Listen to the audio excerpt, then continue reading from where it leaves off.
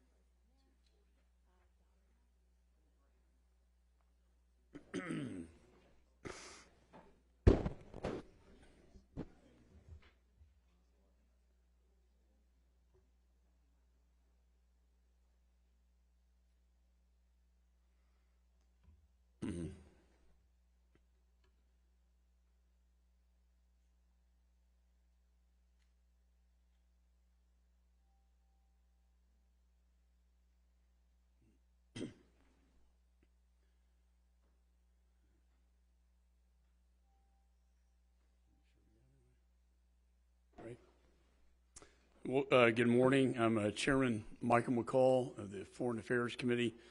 Along with me, Ranking Member Greg Meeks and other members from the committee. We've done this several times to highlight the hostages in Gaza. And it's very sad to see these families whose loved ones are trapped in hell in Gaza, and they can't get out. We were successful in getting 80 of those hostages out, but only 2 Americans. We still have Americans in Gaza that we need to return home. I don't know if some of you saw over the weekend, more videos were released of Hamas taking videotapes of their atrocities, raping women and men. Gruesome videos of tearing a baby out of a pregnant mother's womb. They had tape over her mouth and they were beating her and then literally carving her baby out of her womb and killing the baby. Then they killed her. Raping, multiple rapes of one victim, and the last rapist shot her in the head. This is sick. My dad, fought that war, World War II, against the Nazis, anti-Semitism, and he bombed them, and they defeated them, and we had the Holocaust then, and it is shocking to me that we now have witnessed the largest killing of the Jewish people since the Holocaust, since my father's war in World War II. Never again was a saying. Never again are we going to see this. But here we are in this time and age, and it's happening again. The hatred for the Jewish people, the anti-Semitism. And to those who are for the Palestinians, I say I am too. We want to liberate the Palestinian people from Hamas. Hamas is oppressing the Palestinian people. And until Hamas is gone, the Palestinians will never be free, and we will never have a peaceful Middle East. So I say our goal is the same. It's for the Palestinian people. When we went to Israel, Mr. Meeks and I, Prime Minister Netanyahu told us 2 things. He said, 1, Israel is not going to occupy Gaza. But guess who else is not? Hamas. It will be the Palestinian people governing themselves in Gaza, not Israel and not Hamas. That is the goal. That is our goal. That is our foreign policy objective. And things are getting very tense right now in the Red Sea with commercial vessels being attacked by the Houthi rebels. Hezbollah's rockets are starting to rain in more at a pace that is concerning because we want to contain Hamas in Gaza. We don't want this to escalate in the Middle East. I met with a mother of a son, and in Hebrew his name was the Son of Light. And I thought that was very appropriate, the Son of Light over darkness, because what we're seeing in Gaza is very dark now. And we have these hostages, these families. Bring them home now. Bring them home. They are in darkness, literally, in tunnels. I talked to a mother. Her daughter came out, and she said my daughter was in darkness. Like she hadn't seen the sun in 50 days in a tunnel, and she was in darkness. And they brought her out into the light. We need to provide that light. The light always overcomes the darkness. And I thought that analogy is so true. And we need to bring them home. And yeah, we do need to save the children of Gaza. We need to save all human beings. Hamas is responsible for this. Not Israel, not the Palestinian people. And I think if we get that straight, we can understand what the goal and the end result should be. So, Moses said, let my people go. Let them go. Free them. There's no purpose to terrorize them anymore. Let these hostages go. Let them go and return home to their families. And so with that, I'd like to turn it over to my dear friend, Mr. Greg Meeks, the ranking member of the committee.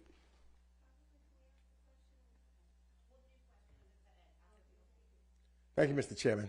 And as the chairman has indicated, I thank my colleagues for being here in a bipartisan way so that the voices of Congress hears the voices of those who have been victimized, to keep faith and hope in the plot of those that were brutally kidnapped on October the 7th and have been, we don't know what with all of them has happened and the locations and where they're being kept, whether or not they're getting the medications or that they need, or whether or not they're eating, or what kind of conditions they're in. And that's why I say to the families who are most important to be here, I thank AJC for having you here, because we can never let people forget. We can't let them forget. You know, we had moments of hope when we had the truce going on, yet your families are not back. And we can't ever forget till every family member is back home with their families. No one can really imagine the grief and the pain that you're going through every day. Hard to move forward, hard to sleep, hard to wonder. I just can't imagine going through what you're going through. But yet you're still standing strong, and you're here to tell the world, please don't forget. Don't forget our family. Let's bring them home. Let the dialogue and conversation continue. Let's not just forget and move forward while these families are still suffering because their loved ones are held hostage by Hamas. Mr. McCall had it right. Their loved ones just got up on October the 7th, a Saturday. I'm told it was a beautiful day out, to live their lives in peace, not threatening anyone, not going after anyone, not hating anyone, just to live their lives in peace. And all of a sudden, out of nowhere, terrorists hit the ground and took them, killing, raping, burning, beheading so many others. And yes, there was a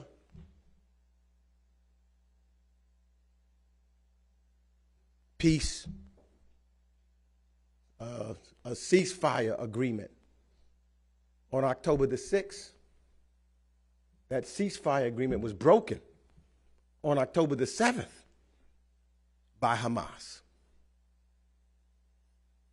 And so one of the things that we have to ask, because many of us, all of us, want peace. Every life, every single life is important. And we need peace in the Middle East. And many of us have been working hard for a two-state solution for years. But let me just ask you this thing. Does Israel have the right to exist? And if you agree with me that Israel has the right to exist, then you have to have a party, if you're negotiating with, that says Israel has the right to exist. And this is what we've got to remember about Hamas. They're the ones that don't want peace. They're the ones that say we got to wipe Israel off the map. They're the ones that say that they don't like and they hate the Jews. They're the ones that are causing the problems that's there. For if they simply said and agreed, and it's too late for them to do that now because they've got to be held accountable for the atrocity that they've committed. But all they had to do was say, let's figure this out and let's work in peace. Israel has the right to exist. That's how we save all lives and moves forward so that there can be peace in the Middle East. Taking these loved ones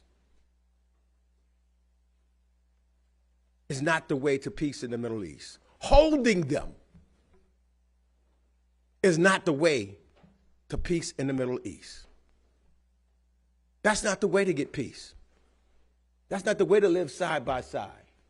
Releasing them, continuing to have the conversation, talking about Israel's right to exist, talking about how we can move forward from here, is the right way. But we can't get there. There's still hell. Great work has been done to bring some home. But some is not good enough. We need them all home. And I take special notice that you see here young men. These families want their young men home. We want our American citizens home. They have not been brought home. And on this one, how can you not agree with these families? I don't care who you are. How can you not agree with these families? Let's send the message. Let the world not forget that their family members, for over 80 days now, have not been home. We have to take it deep, as I do. Imagine your family going out on a Saturday morning, peacefully, having fun. Some in their homes, having lunch or breakfast, about to have dinner, talking. And then all of a sudden, terrorists break in. Just imagine. Will you be able to forget them? Would you be able to just continue to move on? Would you think it's the right thing to do? I think if anybody has any inch of humanity within them, and I believe everybody in this room does, you would say, let these hostages go so that they can be back with their families and continue to live their lives. And their lives are not going to be easy because of what they've already and the trauma they've gone through. But bring them home. That's why they're here. That's why these family members are here. They're here to say, just don't forget them. And we're not. I can tell you on a bipartisan basis, all these members coming in here, we will not forget them. And we will continue to stand until they're brought home. God bless you.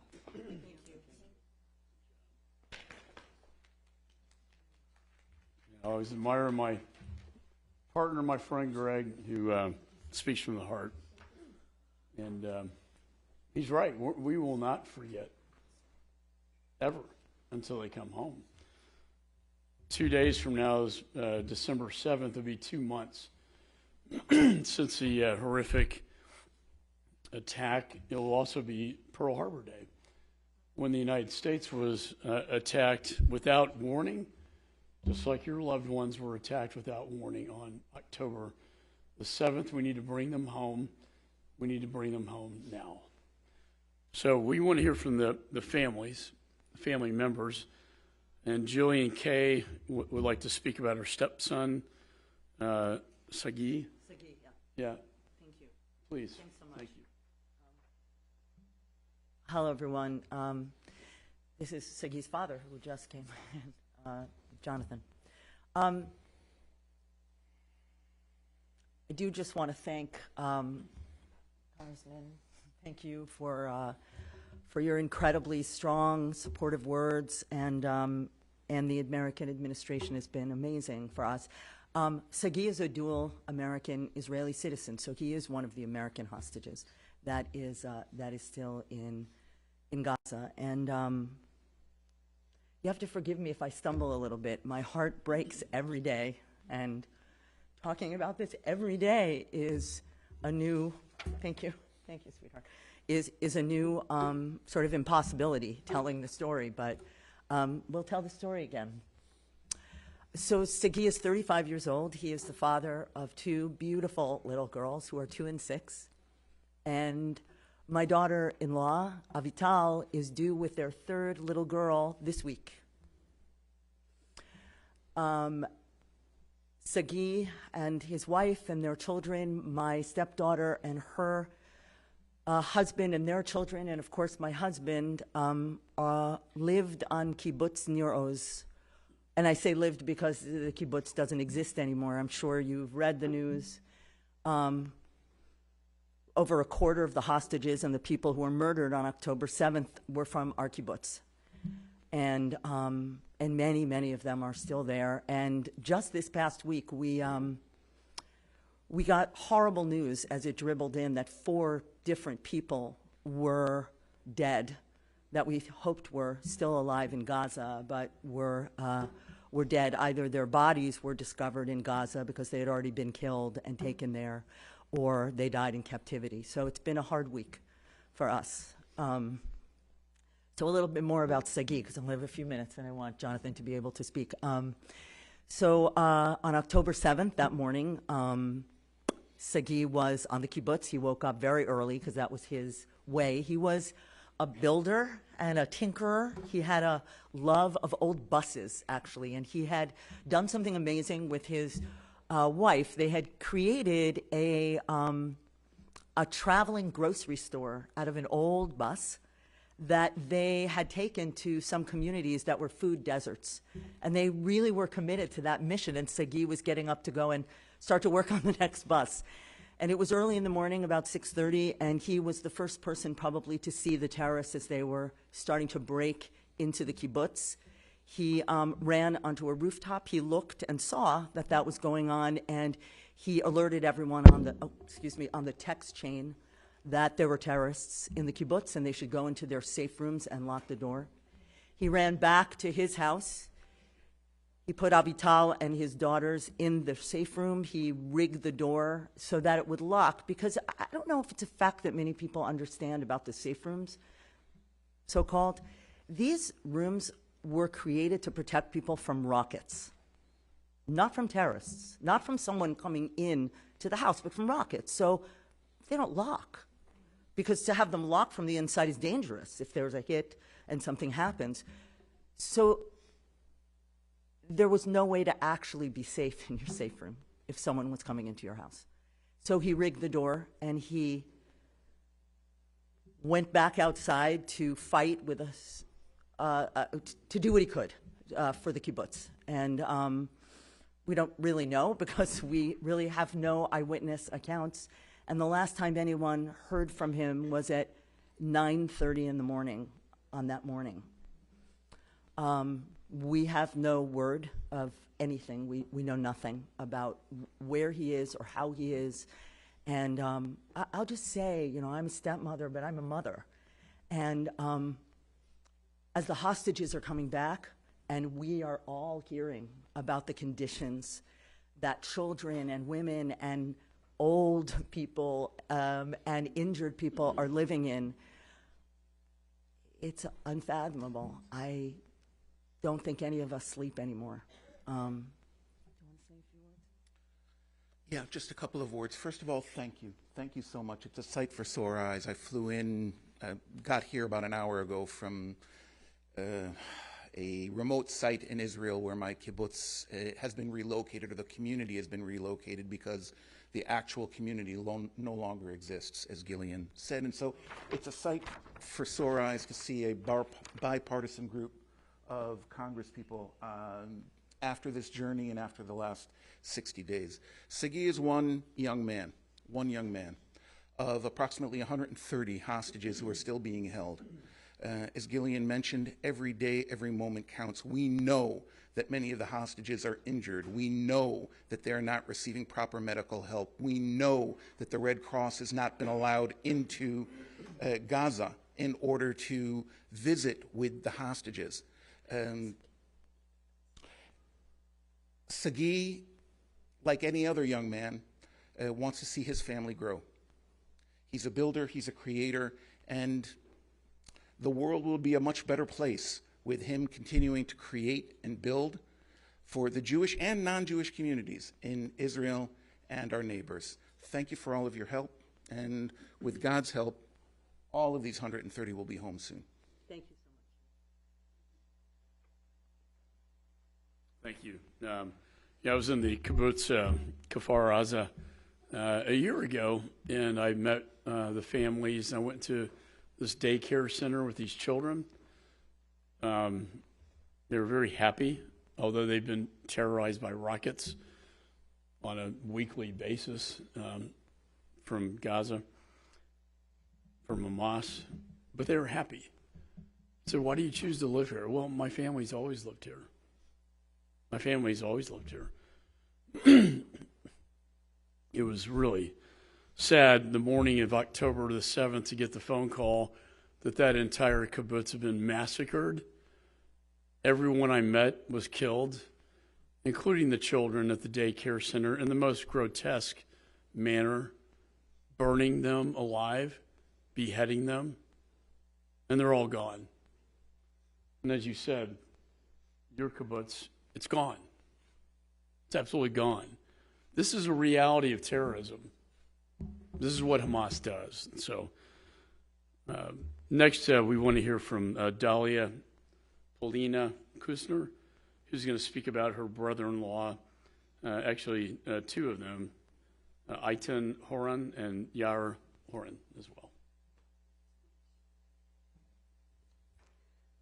Hi, everyone. Before I start, I want to thank you for this opportunity and for having us and for all the support. Thank you. And for all the support and the commitment that you're showing toward us. It's very important. I think that one of the reasons that the U.S. and Israel has such a strong alliance and union is because we're sharing, I think, the most essential values of democracy and the sanctity of life.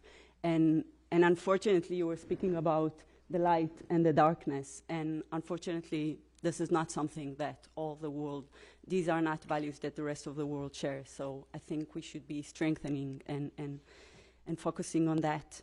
My name is Dalia. I was born in Argentina, but I live in Israel. I hold Argentinian citizenships as the rest of my family. These are my two brothers-in-law. This is Yair and this is Eitan.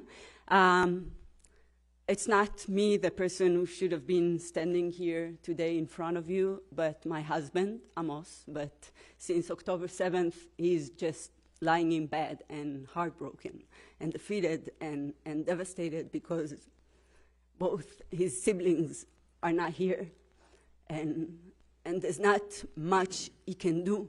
And I think that's one of the hardest things that they were calling us on this horrible Saturday in the morning. And we heard the news and we got the messages from them. And our first reaction was, okay, we live in the center of Israel. Let's just get in the car and drive there and do something to help. And then we kept on reading the news and watching TV, and we understood that, unfortunately, there's nothing we can do at the moment. I'm here to bring their voice. Many people say that their voice is not being heard right now, and I want to say it's not true. They are being held in the worst place a human being can imagine. They're being held by Hamas, but their voice is the silence that we get from, unfortunately, many countries around the world, and the silence that we cannot hear them, but but it is a voice, and I want to bring it here. Until a week ago, we had no news from them. We didn't know whether they're alive, whether they're injured. They were taken from Kibbutz Nir Oz, as they talked before. 1 out of 4 people in Kibbutz Nir Oz was either murdered or kidnapped. And they were taken from there. And a week ago, we got signs of life. And we were super happy knowing that they're alive and they're not injured, and I don't want to say they're in good health, but at least they're not wounded. And on the same time, we also got those messages from these people who came back, who were telling us about the suffering and the starvation and the psychological terror they're going through, and that they're not getting their medicines, and torture and every other word you can imagine. But they're alive, and since they are alive, and most of the rest of the hostages are still alive, so we need you to understand that every second is critical, and every minute that goes by, their chances to keep on being alive are decreasing, because a human being cannot go through those kind of things. And we're dealing with Hamas, which are, I think, among the worst terrorist organization in the world, and we just don't know what's going to happen to them in any moment. So we need you. I can be standing here for a while talking about them. They're both of them amazing people, just like your, I guess, brother and sisters-in-law and your sons and daughter. They're amazing people who have all their life and all their dreams and everything in front of them. Eitan is an educator, and he's the funniest guy in the room always, and he's a performer, and he sees his life as a mission of making people happier, and that's what he does in every place he goes, and people recall him by the fact. And Yair is the guitar person. He walks around with a guitar, he plays, he makes people sing. He works at the kibbutz as kind of the handyman, so he goes to the elderly people's house and he just talks to them and does things with them, and also fix their houses. He's in charge of all the holidays and the bar, the pub in the kibbutz, and he sees this as a very important mission of bringing people together. And as you were mentioning before, the world is a better place with Eitan and Yair and the rest of the 130 hostages here. I also want to say that they're the most amazing uncles to my kids. I left home with a broken heart because my kids are suffering the fact that they cannot know, play, see, hug their uncles. They play with them, they hug them, they take them to the park, they build them special wooden toys. They're these amazing uncles, and having to deal with the war and with the situation of my husband and the missing of my 2 brothers-in-law, and having to explain my 8-year-old kid why they took them. They were peace people. They were working hand with Palestinians inside their kibbutz, because Kibbutz Nir Oz is a kibbutz that invests in all these kind of relationships and coexist. So having to explain my kids that these people just enter and took them, and we don't know when are they coming home, if they are coming home at all. So I want to ask your help and your support, and I want to ask you to keep on telling the story, and I want to ask you to embrace Yair and Eitan and Sagi and all those stories that you're going to be listening to make them part of your family, and by having them part of your family, so we can increase the light, and hopefully we can, or at least you can help us to bring them as soon as we can, because every minute is important and their life is at risk. So we need to bring them home now. Thank you.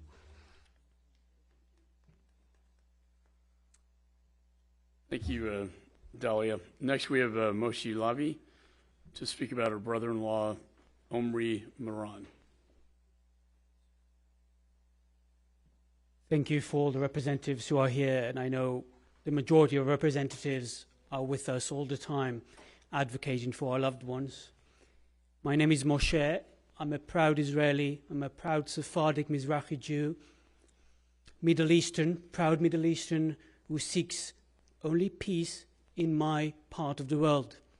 And my very identity, physical and spiritual, was attacked on October 7th, when my entire family was subjugated to terrorism, when my brother-in-law, Omri Moran, was kidnapped from his home in Kibbutz Nachal Oz, about 2.5 miles from the Gaza Strip, when my sister, Lishai, and two baby nieces, Ronnie, who is 2.5 years old, Alma, who is 8 months old now, were in captivity for hours, tortured by Hamas terrorists, Hamas and their accomplices, members of other Palestinian terrorist organizations, and Palestinian civilians who joined them on that dark day.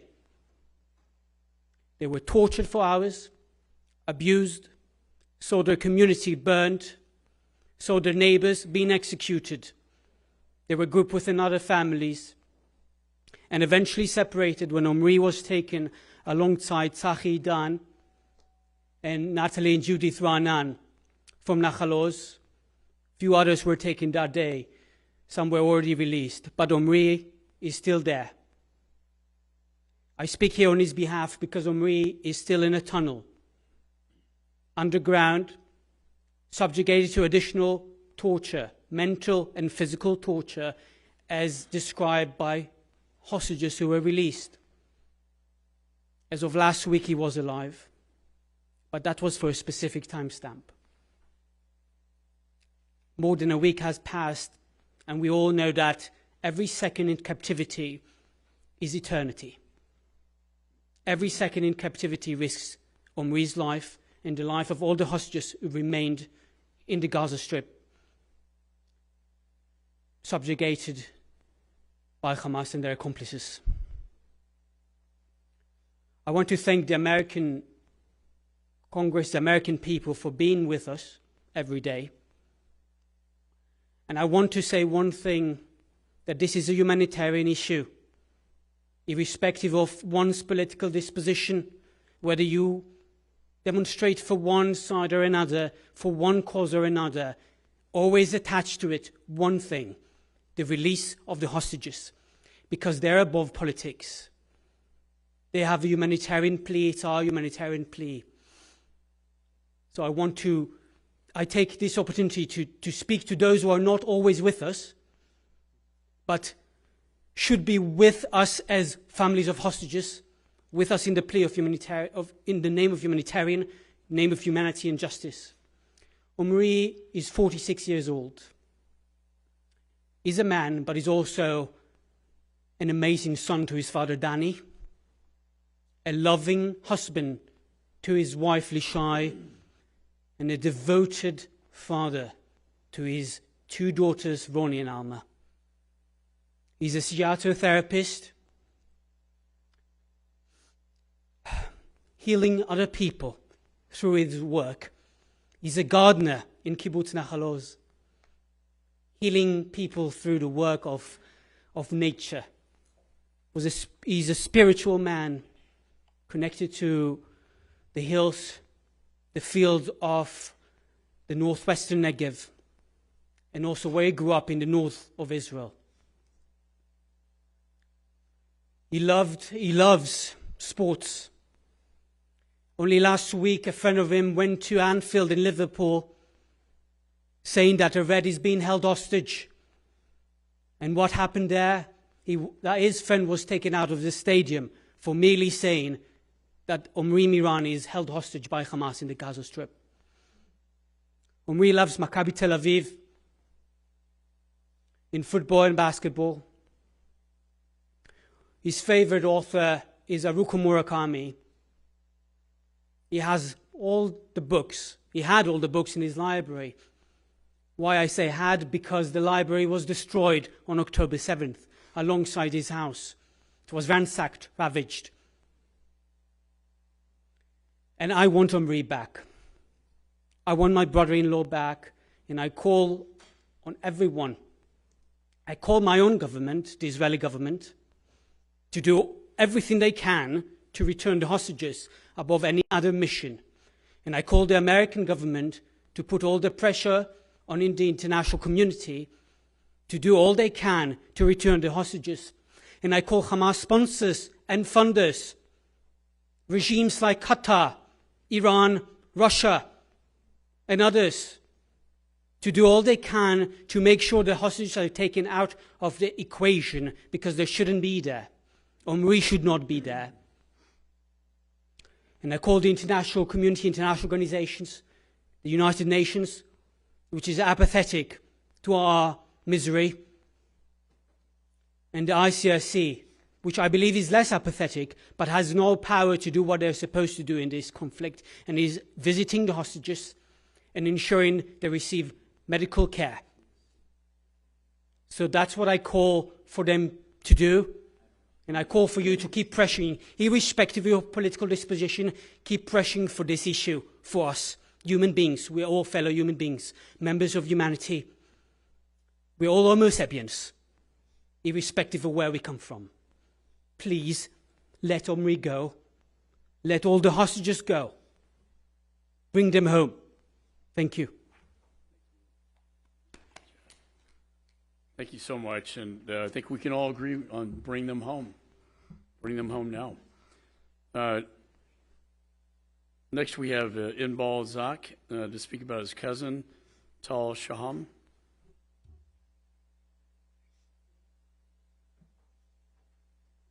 Good afternoon. My name is Inbal. Tal, as you see, is a father and the husband. They all came back a few days ago from the kingdom in Gaza, but Tal is still there. We don't know anything about him. They just came to visit in Kibbutz Be'eri for the holiday.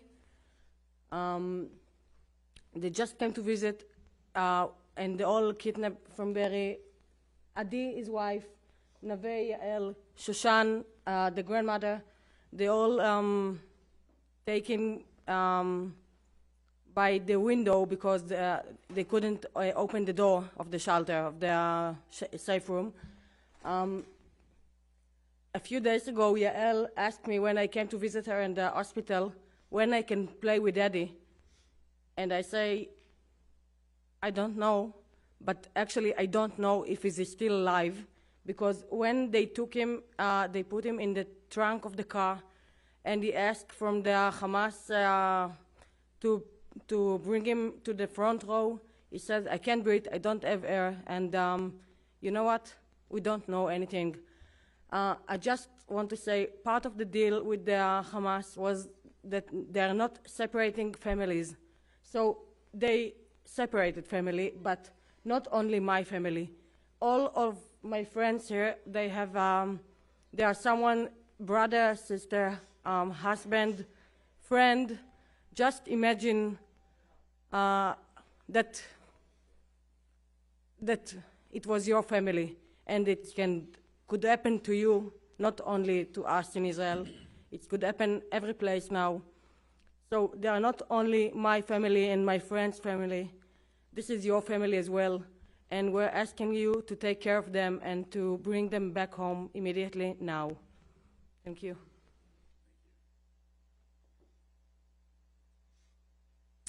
Next we have Fad Talaka to speak about his son, Samer Talaka.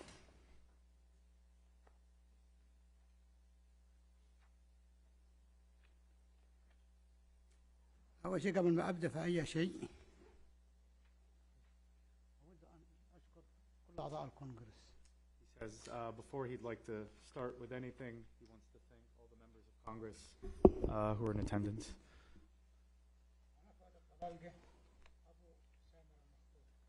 I am Fuad Talalka. I am the father of Samer.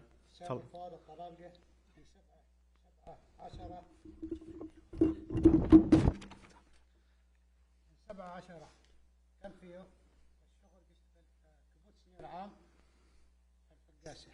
On October 7th, Samar Talalka, his son, was working in the chicken farm in Kibbutz Niram when the attack occurred from Gaza. اتصل علي في نفس اليوم في نفس اللحظة ونفس الساعة. في شيء غريب كان عندي بيصير في الكيبوتز. He called him, his son called him, and was telling him that something strange was happening going on near the kibbutz. كانت في اللحظة هذيك طلع نار كثيف في الكيبوتز وجنب الحدود مع غزة. He says that at this time there was heavy rocket fire that was going on the border near the kibbutz coming from the Gaza Strip. أنا 7:03 آخر مكالمة كانت. At 7:20 a.m., that was the last contact that he had with his son. It was a phone conversation. من يومتها لليوم ما بعرف. ما عرفت أننا في غزة من صورة. He only learned that his son was in Gaza from a picture. من 7/10 لليوم ما نعرف إنه ولا حاجة. From October 7th until today, he has no news of his son and he knows nothing about what's going on with him. وأنا بدي أعمل فكل واحد بيقدر يساعد يرجع ولدي سامر ولاد كل ولاد فضل نفس الشيء يرجع ولد دار سليم. He says he hopes and he puts his hope in anyone who can bring back his son Samir and the children and loved ones of all the hostage family members. لأنه نفس الوجع نفس الوجع اللي بحسه. Because they're experiencing the same pain that he's experiencing. في عندنا في المجتمع البدوي. He's speaking, so Fuad is from the Bedouin Israeli community, and he's speaking about the impact of the attack on the Bedouin community. في 4 سامر في 2 من زيادنا وواحد من القاضي. He says there are several others who are still kidnapped, held hostage from the Bedouin Israeli community. In addition to Samir, there's 2 more from the Ziyadne family and 1 more from the Gadi family. كانوا هذول العمال بيشتغلوا عادي عمال. These were workers, laborers. They were just working. They were not in any combat role.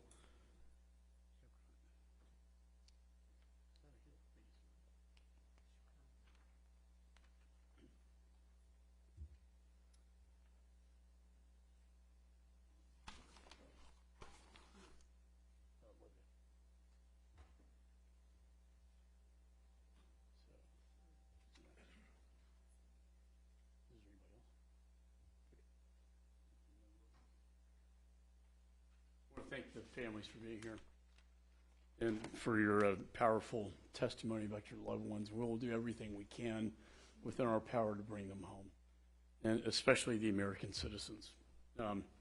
We have several members that have showed up today, and I want to give them an opportunity to say a few words. We'll start out with Young Kim, who is the chairwoman of the Indo-Pacific Subcommittee on the Foreign Affairs Committee. All Ranking Member Mix for holding this press conference and bringing families of the loved ones who are taken hostages right now, whose whereabouts we don't know. And I want to join my colleagues here to add my voice and support in making sure that we amplify our concerns so we can bring everyone home. I represent California's 40th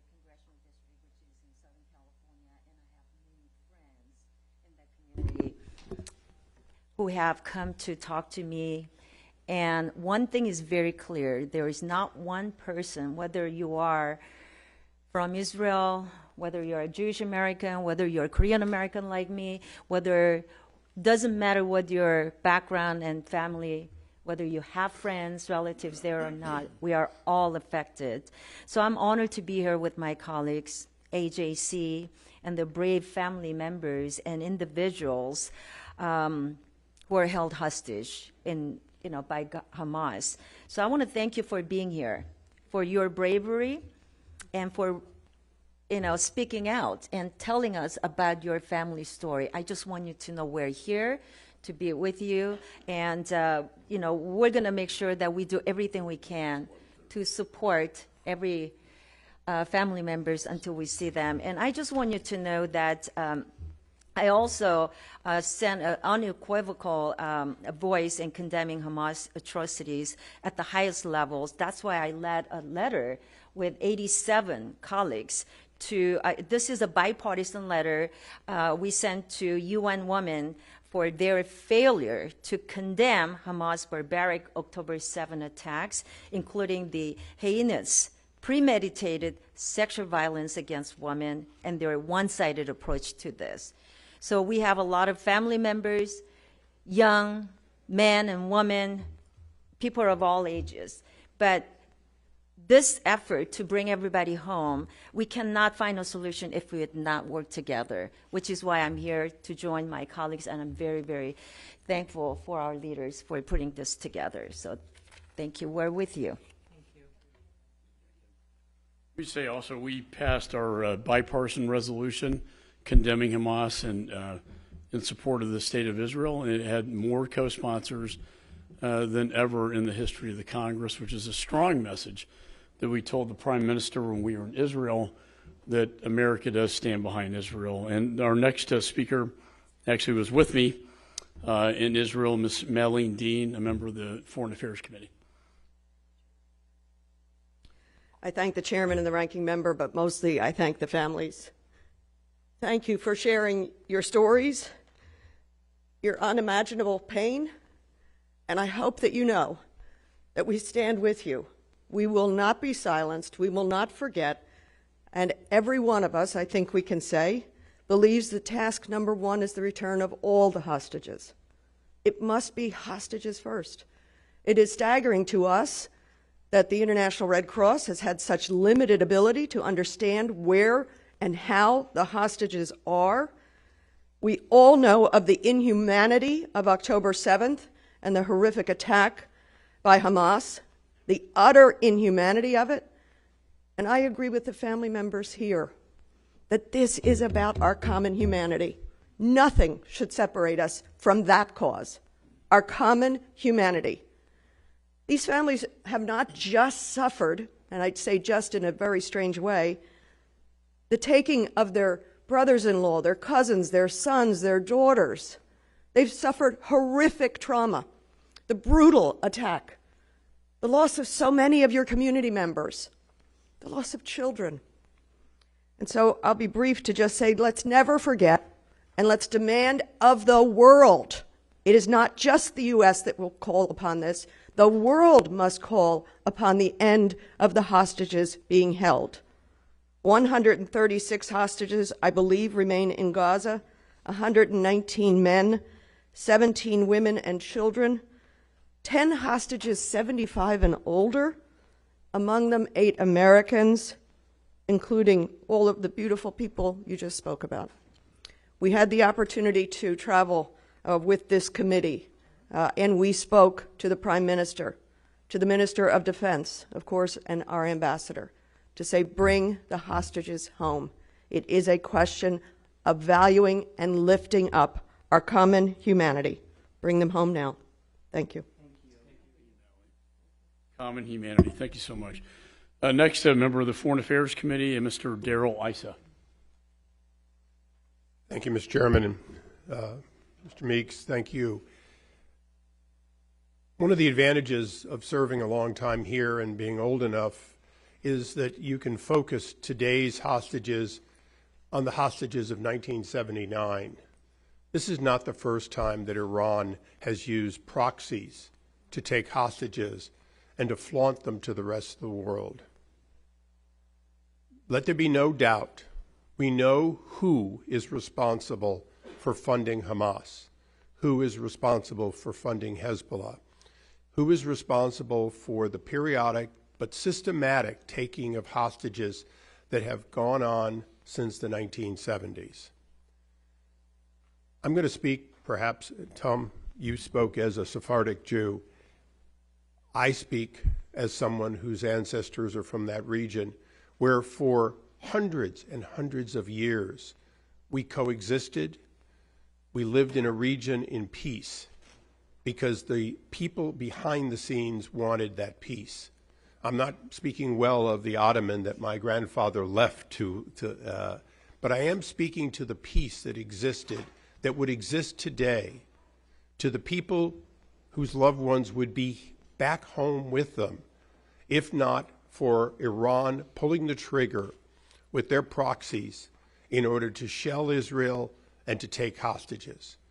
And so, as my colleagues have all said, it's time for the world to unite behind demanding these hostages be brought home. With no more concessions, the hostages must be released before any talk of reconciliation occurs. And no talk of reconciliation can occur unless Iran is outed for being the trigger to this terrible taking of hostages. And on that, this committee is bipartisan and resolute, and Congress will not forget any more than we forgot our hostages in the 70s. Thank you. Next, we have a gentleman from New York, Mr. Nadler.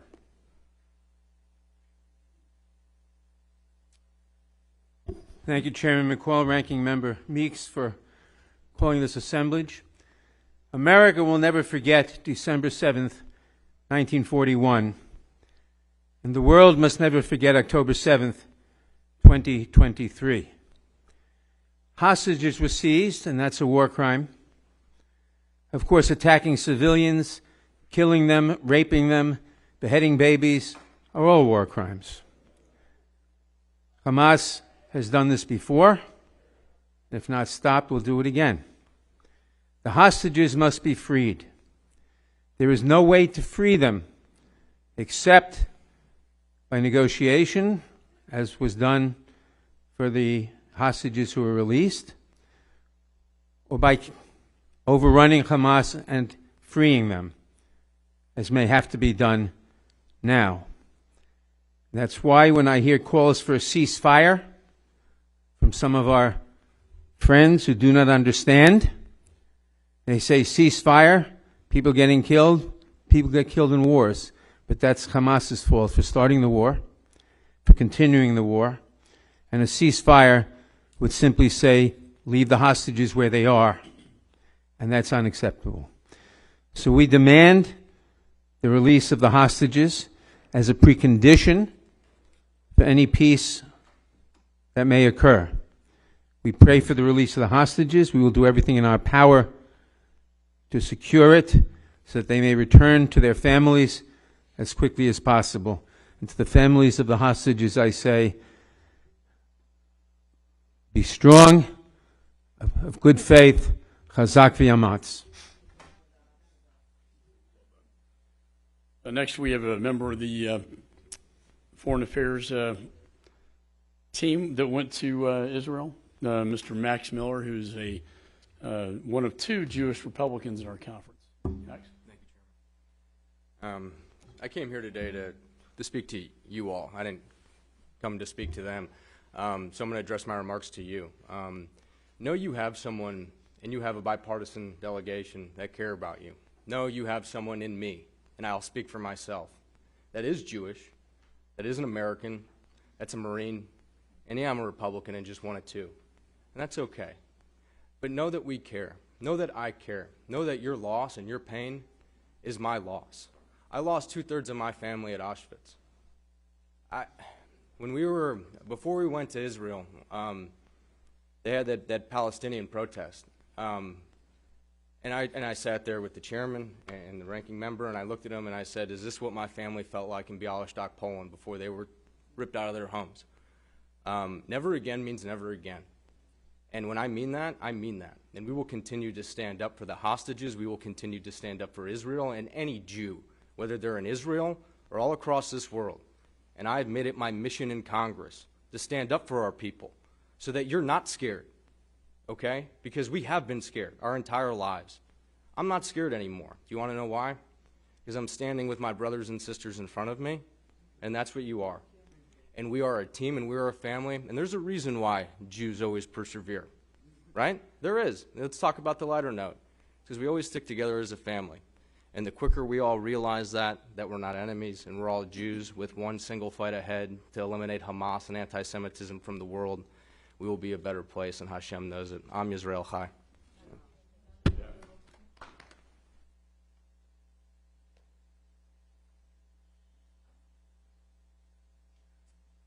Next, we have a member of the Foreign Affairs Committee, Mr. Stanton. Thank you very much, Chairman McCall. Representative Miller, that was very beautiful words. We are here in a unequivocal, in a bipartisan way. So great to see members standing together to be absolutely clear. Bring them home now. We appreciate your leadership and your courage to be here right now with us. We want to thank Chairman McCall, Ranking Member Meeks, the AGC, and of course especially the families here with us today who have been living a never-ending nightmare for the last 2 months. 2 months their loved ones have been held in tunnels in unknowable conditions by Hamas terrorists. I'm thankful that the Biden administration, with our international partners, were able to help secure more than 100 hostages. That number includes Abigail Eden, who turned 4 in captivity. Her family lives in my home state in Arizona. Those family members have parents who survived the Holocaust. They pleaded for Abigail's life and for their freedom. It's a position that no parent, no grandparent, no brother or sister should ever be in. And of course, right now there are still more than 100 hostages from countries all across the world, including our fellow Americans who are held in these horrific conditions. For peace to prevail, every single hostage must come home now. That is why we are here, to make that unequivocal demand. Hamas must surrender, and every hostage must come home immediately. That is what we owe their families, and Hamas must be fully defeated so that this can never, ever happen again.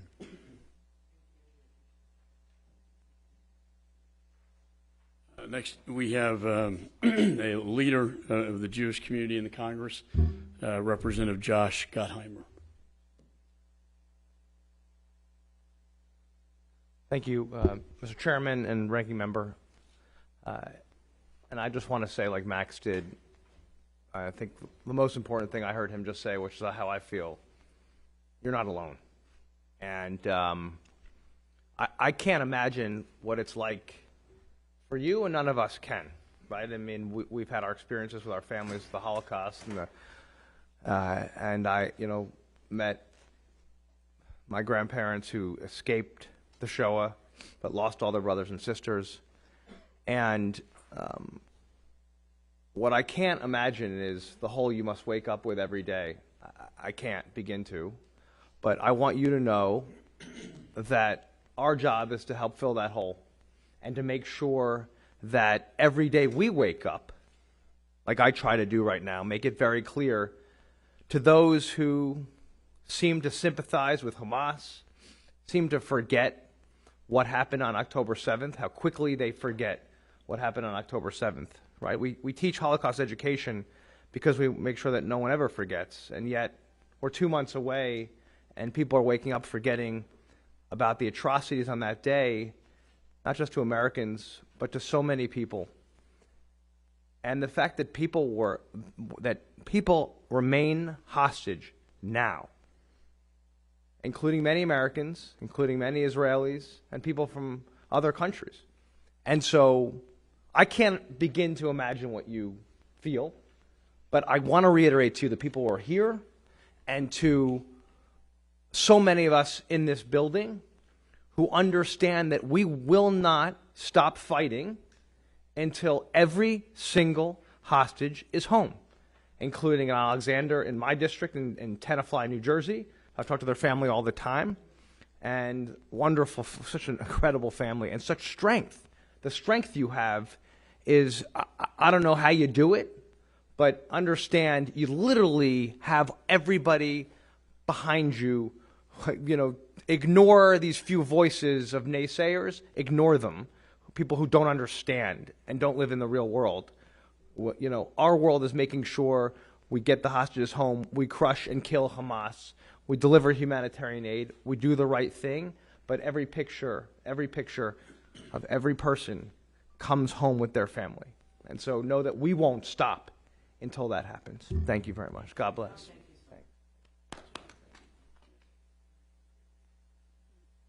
And lastly, we have a gentleman from New York, Mr. Dan Goldman. Thank you, Mr. Chairman. Thank you, Ranking Member Meeks. Thank you all for being here, for being willing to continue to stand up and tell your stories. Now 60 days with your family members held hostage. One of the things that is incredibly frustrating that I hear very frequently right now is people excuse Hamas's actions because they say Hamas is a terrorist organization, and therefore, what do you expect? What I expect is for the entire international community to speak out and to put pressure on Hamas through whatever country they have access to or influence over to tell Hamas that their illegal abduction and hostage-taking and captivity of innocent civilians is not acceptable. We cannot talk about any end to any of the hostilities until the innocent, illegally captured civilians are returned home.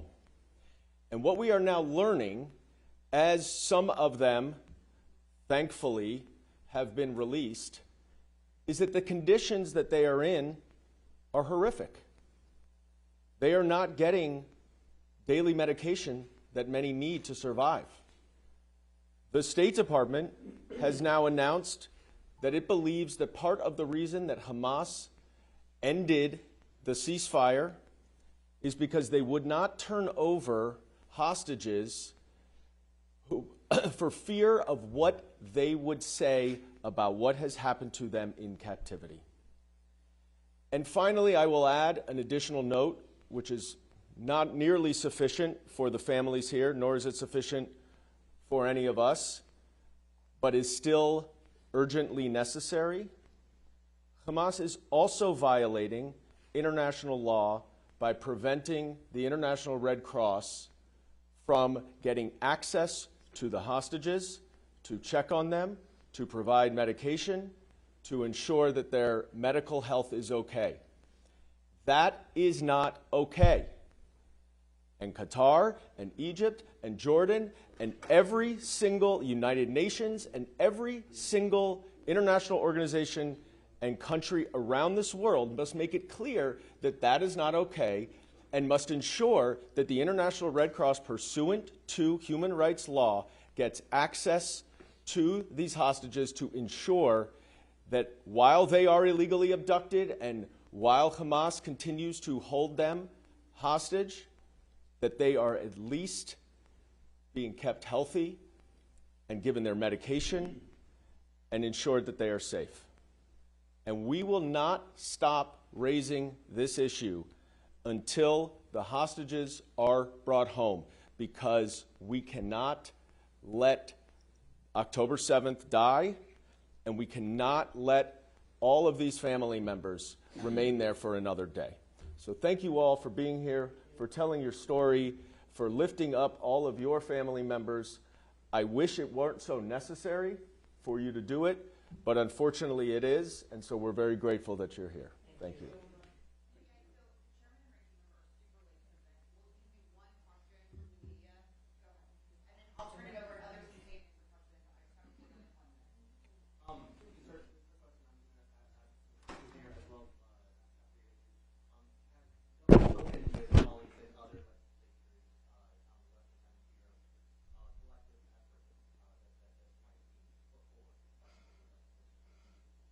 Yes, we've also talked to ambassadors from the relevant countries in the Middle East. I think this has to be a team effort, if you will, between Jordanians to the UAE, Qatar, Egypt, all working together to try to bring an end to this war as soon as possible and bring the hostages home. And then the question is, what happens after? when this is over. As the Prime Minister told us and the Minister of Defense, Israel has no intention of occupying Gaza. They don't want Hamas to occupy Gaza. They want the Palestinian people to govern themselves in Gaza along with the West Bank. And I think if anything positive comes out of this tragedy, is that there is going to be with the king of Saudi Arabia and the crown prince a very strong effort to bring true peace in the Middle East. I think if anything, this invasion of Israel by Hamas has highlighted that no more. No more. In fact, I would argue the reason Israel was invaded by Hamas was the fact that the Saudis were getting so close to a normalization agreement with Israel. And it also just happened to be the 50th anniversary of Yom Kippur. We can't lose sight of that fact, that out of this darkness, out of this tragedy, will come a very positive day, the strongest movement for peace in the Middle East, but it will entail all of the partners in the region, and particularly our Arab partners in the region, like the Saudis, UAE, Jordan, and Egypt. And I know Mr. Meeks has been in touch with our counterparts. I have as well. And I think that there's any positive thing out of this nightmare is that good could come out of it. And the lightness will come out of this darkness. Mr. Meeks. I'll associate myself with the remarks of the chairman. I think it should be a global dialogue and conversation. Yeah. I think your point is exactly right. I know when I talk to individuals, your question was specifically with reference to the Western Hemisphere. We've got to have that conversation. I do with any and every ambassador that I meet, no matter where they're from. We've got to speak with one voice because this is a humanitarian cause. If you are a human being, if you have any values at all, you should be talking about bringing these hostages home. You should be talking about trying to make sure that there's a true peace in the Middle East. You should be talking about how we can do that. You know, for a long while, I think Mr. McCall is exactly right. All Hamas was formed for only one reason: to try to destroy Israel. That's not me saying that. Read their manifesto. And so that's why I start with the question is, at the beginning, all of us have to ask ourselves, does Israel have the right to exist? And if you agree with me that Israel has the right to exist, if you agree with me that we need to make sure that there is peace in the Middle East, then whatever country you're coming from, whoever you may be, that should be your driving force. And you should say to Hamas, because that's where the pressure seems to have left, that the world is against you. You can say that to Hezbollah or Iran or anyone who believes that Israel does not have the right to exist.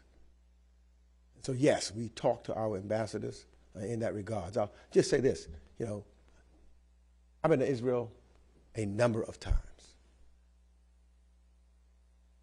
And when you just walk the streets of Israel, as many of these hostages are right now, who worked with Palestinians, who all they wanted was peace. If you would have talked to, like many of these hostages right now, who said, we have nothing against the Palestinian people. We want to figure out how we can live side by side in peace and freedom and be able to share with one another. But that can't happen if you have one side that says you don't have the right to exist. How can you negotiate peace if someone says you don't have the right to exist? And when you look at what has taken place and what took place on October the 7th, to show the inhumanity of Hamas, number one, they don't care about the Palestinian people. Because if they did, they wouldn't use them as human shields. They don't care about the life of Palestinians. They've said it. They said that's the sacrifice that one has to make to get rid of Israel. So we should all say we want a different world and say to Hamas, no more. And then Mr. McCall is right. I concur with him on this. Then we all need to come together and work together to make sure that there is no Hamas and we can build a peaceful country that's not headed by Hamas, that's not headed by someone that says Israel doesn't have the right to exist, that's not headed by someone that is full of hate. Do you think Hamas is not full of hate? Look what they did to babies. Look what they did to seniors and continue to do. We need to make sure that Hamas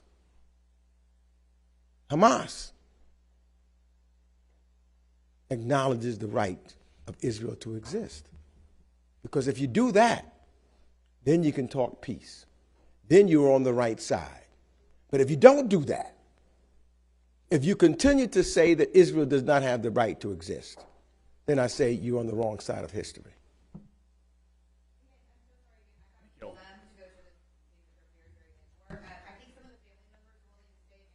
Thank you. We're praying for your loved ones. Thank you for your time. Humanity, it's humanity. We want your sausages, ma'am.